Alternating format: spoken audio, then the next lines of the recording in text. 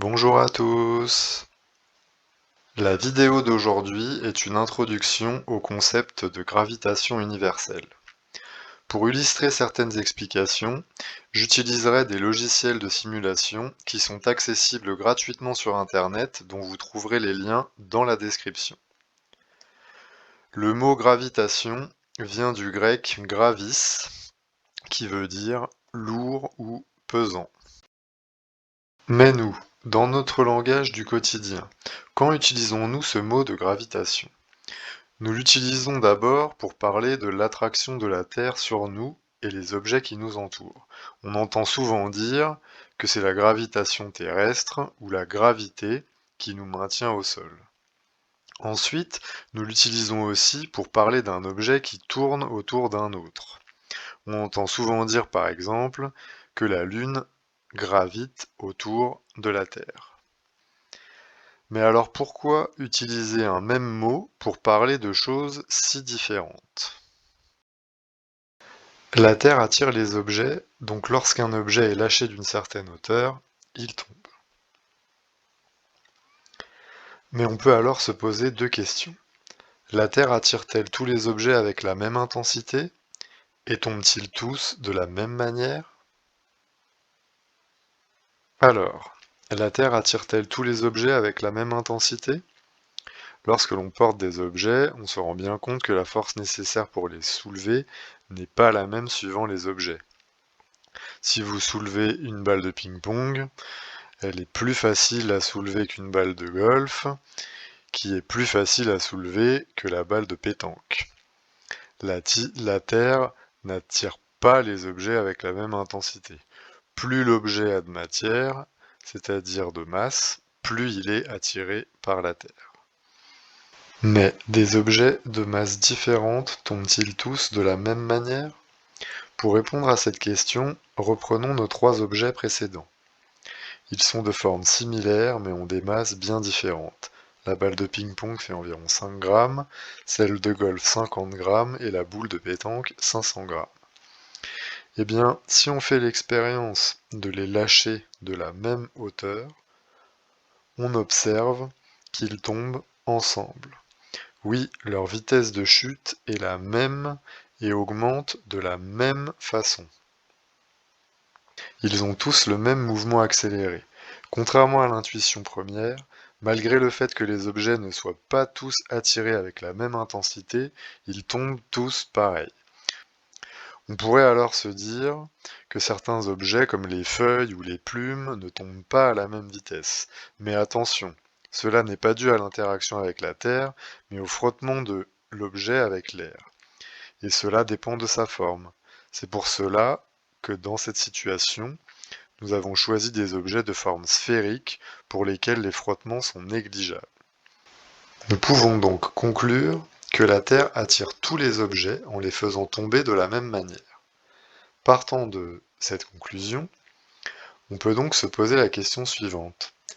Pourquoi la Lune, elle, ne tombe pas? Pourquoi tourne-t-elle autour de la Terre? Pour pouvoir répondre à cette question, il nous faut réfléchir sur une autre situation. À présent, nous n'allons plus simplement laisser les objets tomber en chute libre, mais nous allons les lancer, ou plus précisément les tirer.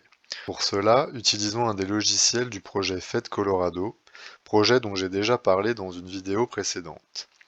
Nous allons faire ici uniquement des tirs parallèles au sol. Lançons le projectile avec une vitesse de 8 mètres par seconde. On observe une trajectoire en forme de parabole.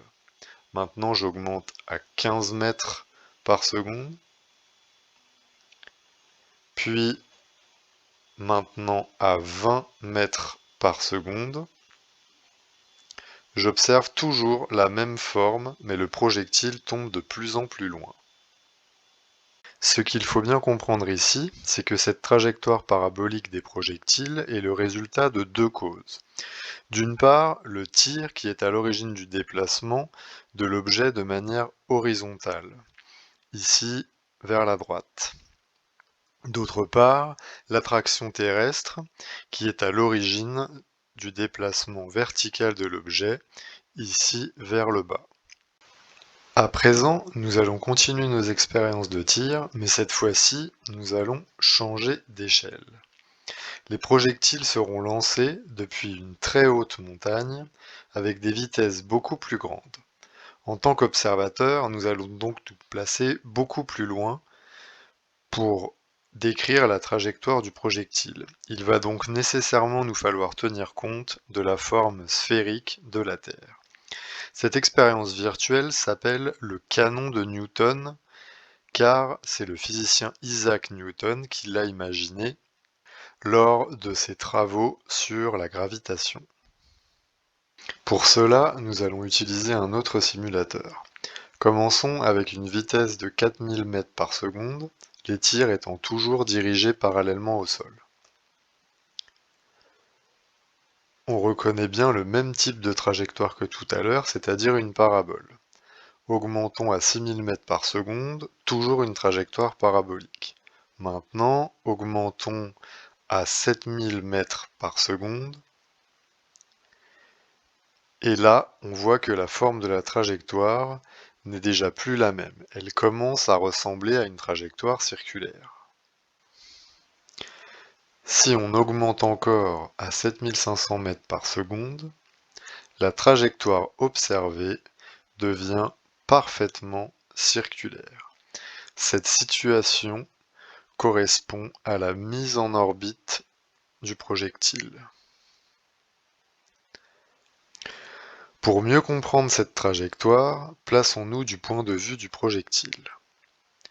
La Terre l'attire, mais en même temps, au fur et à mesure qu'il avance, le sol s'éloigne de lui, puisque celui-ci est courbé.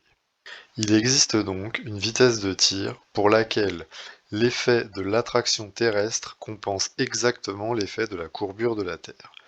Dans cette situation, le projectile tourne et ne tombe jamais. Cette trajectoire est appelée une orbite.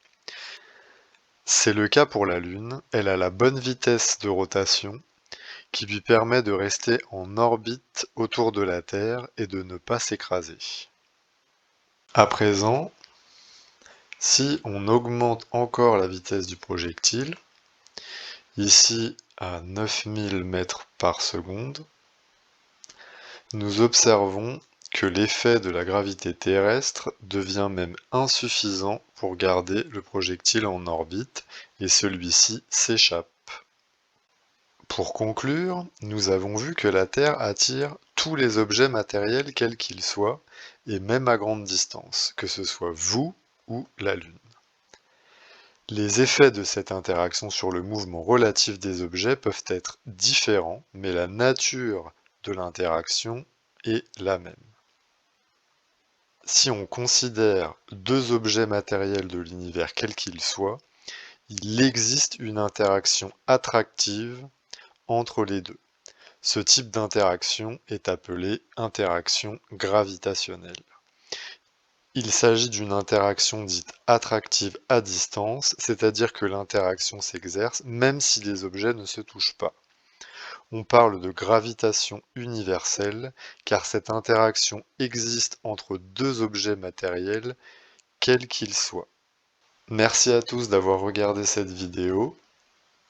N'oubliez pas de vous abonner, et si la vidéo vous a plu, de mettre un pouce bleu. À bientôt!